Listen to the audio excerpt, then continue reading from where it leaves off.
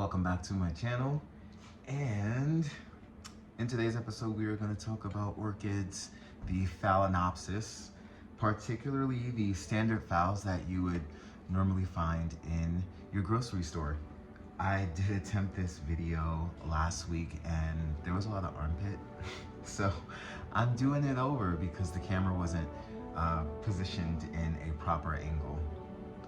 So here we go. Also in the video, we're going to give a general update on how my phals are doing. This one in particular is getting a repot into an all moss mixture, and we're putting it in this. We're putting it in this huge clay pot that used to have a philodendron that died of heat stress. So, anywho. The collection is doing pretty well. I'll go ahead and put some pictures of what the setup looks like. However, over the summertime, I've been unable to keep up with watering. So, as you can see, like with this here, I am repotting mostly all my collection into primarily all moss. There will be some bark in some of these pots, but it's going to be all moss. And that's particularly because I live here in a desert environment. So because there is such high heat and lack of humidity, I need something that's going to be a bit more moisture retentive than not. I'm finding out that leaving a lot of my pots with water at the bottom, the entire collection is working. I was doing that only with my paths and a couple of the phals, but now I'm starting to do that and everything has just taken off in combination with the warm temperatures, as summertime or higher temperatures in general are directly correlated with the growth of your plants, especially an orchid. So this orchid was actually on a cork, let's see, what is this? This is a cork mount that I actually got from High Desert Orchids with a completely different other plant that was on it. I think it was a Stewartiana that I lost back in Maryland, or did I lose that during move? I can't even remember these days. I've been in the hobby for 3 years now, and this orchid, her name is Ruby, was actually the orchid that started it all. So she was my anniversary orchid back in 2013, back in 2020 in July over COVID. It's an all white orchid, just a standard phal, and I just happened to go online to figure out how to take care of it, and it was a rabbit hole from there. And I believe I did repot her last year into this pot, but my other apartment was a bit more, I don't know, how do you say, because everything was just under grow lights, my apartment was a bit more controlled with the environment, so I was able to get away with I was able to get away with some of the pots having bark, but in this apartment I cannot. So all my medium again is changing to moss for the entire collection. I did wait because I did wait to do this video quite a while because I really wasn't sure how everything was going to go along with the repots. But with the temperature staying so consistent, even in the middle of September, I'm making the move to just put everyone in moss, because hopefully by September my watering for some of the plants will be twice a week, although I doubt it. Every 2 weeks, not twice a week. I'm hoping that my winter watering will be every 2 weeks. I don't know if I'm gonna get that much of a span, but we'll see. Wow, all the roots on here are good, so I'm not really stressing. And again, it's connected to this mount, so it's pretty cool. I'm not sure what I'm gonna do with that, but I did intentionally have the roots connect to the mount there. And most of this medium actually looks pretty good, so we're gonna reuse a lot of this for this repot. So again, just to touch on some of the factors, my growth factors, my watering is about once a week. My temperatures are still in the 70s and 80s. We're not in the 90s anymore, thank God. Well, at least for the indoor temperatures, we're still in the 90s and 100s outside. But because the sunlight doesn't last as long, in the sky. Let's see, right now it's about 1:30 in the afternoon and it's 75 degrees Fahrenheit in my apartment, which is quite perfect. And that's in the window. The window's normally warmer. So where I am repotting, which is about maybe 10 feet from the window, it's probably a bit cooler where we're repotting right now. So let's just go ahead and fill this pot. I'm gonna put some fresh moss at the bottom. I like moss at the bottom of all my pots before I start to throw in any bark, because moss is gonna keep the moisture in an upward motion as it dries. Yeah, that's pretty perfect. So we'll put her right in there. I'm gonna throw a little dry bark just in the mix. I like bark because it's great for aeration. So as your pots dry, aka the water evaporates, it's gonna create air pockets, and bark is good for retaining those air pockets. Although most of this moss will dry because we're going into an all clay pot. So just a sidebar, when you're potting in all clay terracotta, it's gonna dry very quickly, but I don't mind watering every day, or more often than not, so to say. But yes, we're putting this in all moss so that I can retain my once a week watering. It's a very, very, very, very big pot. I don't know the size, but I'm guessing 6.5 inches maybe. And my temperatures are, again, very moderate right now as we head into the middle of the fall season. Here in Vegas, we don't really have pronounced seasons. We have a couple of days or a couple of weeks where the seasons kind of just change, and because it's not drastic, that happens very fast.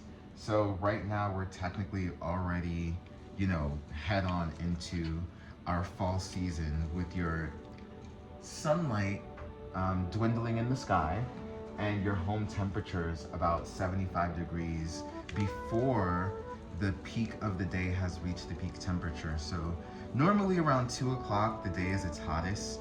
So we're about, again, 1:30 and it's only 75 degrees near the window, and my AC is not running. Well, my AC is on, probably set to like 77, so it doesn't come on more often during my video, but I don't hear it, and that's great. Next, after talking about the water and the temperature, I'm not going to talk too much about humidity because, again, I don't have a lot, which is why I do this extensive potting. So we'll jump into light. So my collection does primarily grow in an east-facing window, and my lights come on at about maybe 5 o'clock, about an hour before the sun goes down, just to give them time to adjust so the lights aren't coming on in total darkness. And everything seems to be doing great. I think right now the lights are timed to about maybe just under 14 hours. I do have to check a sheet that I have. Oh, I actually have it right here, and I think I have to change my lights soon. So yeah, so today my lights, with the sunrise being 6:30 a.m., my lights should be set to 14 hours in duration. So whatever time sunset is, my lights come on after the sunset to give the lights a full 14 hours of rotation, which means that I have to cut my lights back about 5 or 10 minutes maybe, in terms of, I have to push the lights back 5 or 10 minutes in terms of when they go off, so that they can start heading into the more dormant season. And not all plants are gonna go dormant. They're not all going to, completely stop growing. But once the light slows down and they stop doing work, they stop doing as much work, they will slow. Like, all plants do slow down in the winter. Not all plants will completely stop growing, but all your plants will slow down in the winter, at least here in America. So yeah, like I said, this is gonna be a quick video because the last video that is gonna be up hopefully before this one is about my paths, and they're my favorite. So I spent pretty meticulous amount of detail talking about my grow environment in that video, and basically because everyone grows in the same environment, it's not that far off. Now Ruby grows in a corner in my living room that has a north-facing window, and I will put that up in the video. She actually grows on top of all the plants. She's the show-off. She's the 3-year-old orchid. She's the OG, and she's doing just fine. There's actually a leaf that's coming up in here. I don't know if you'll be able to see that, but she does have a new leaf coming up, and fingers crossed for a bloom, because she hasn't bloomed since the year I bought her. She actually bloomed twice. My partner bought her in bloom, and then she bloomed a few months later after I cut off the first spike, trying to get her ramped up for next year. She actually put up a spike, and it wasn't a very overwhelming bloom, but it was a pivotal moment in my plant hobby lifespan, because after I saw myself give an orchid a second spike after everyone told me these things were going to be hard, I was like, oh yeah, I'm doing this. I'm all in. But yeah, what I'm doing again is I'm basically putting both bark and moss in this pot, but it's probably like 90% moss, and I'm throwing some bark at the top just to prevent a bit of the algae buildup, which I know is going to happen because although she's in a north window, the light is pretty bright, and there is algae in some of my pots that have sphagnum moss. So as long as I can keep it off the top, I'll keep the algae out the pot, because this pot is opaque and no sunlight gets through. So there we go. My Phal Ruby is done with her repot. And as a sidebar, I'm gonna repot some non-orchids. Maybe I'll just leave it in this video too, just to chat. So yeah, I'll show you how she's placed in the corner.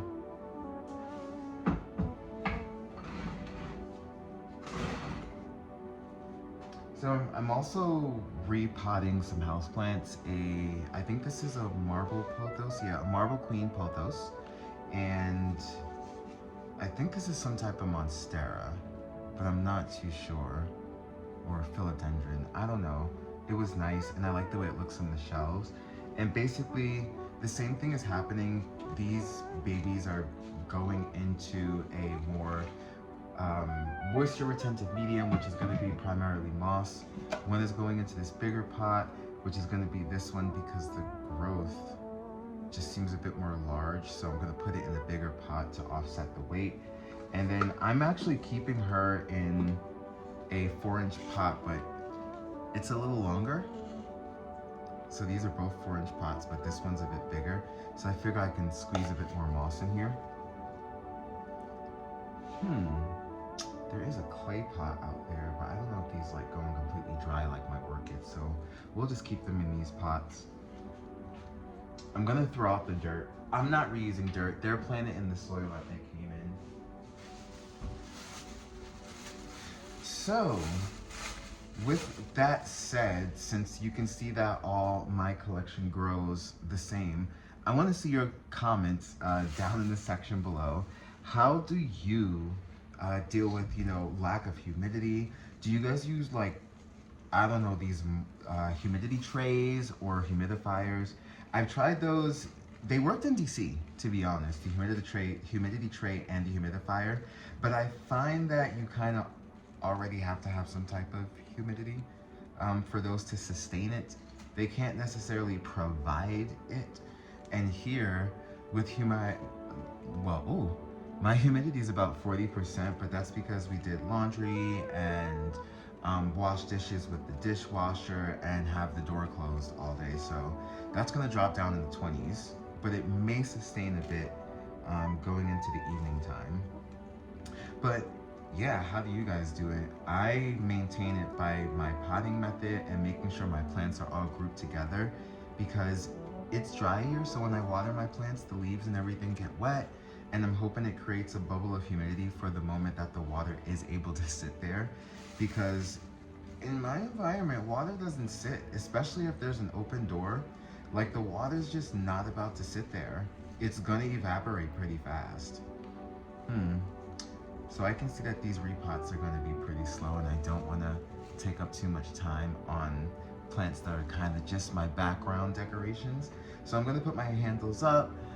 Keep me posted on what you guys are doing. I'm really considering semi-hydro, but I don't know if that's going to help with humidity. But I'm really considering growing some leca so I can keep some of my plants in water at all time and see how long I can go and push back having to water. Because I know that watering does break down organic medium, and although I love me some bark and moss, if I can have medium that's gonna last me for years, I'm probably gonna opt in for it. I just don't like the way it looks because I like opaque pots, and I don't know, those leca balls seem weird with dealing with fertilizer and a lot of mineral buildup, and I already have to deal with it with tap water, with you not using it, but we'll see where my mind takes me. But yeah, I'll see you guys in the next video. Thank you so much for staying tuned.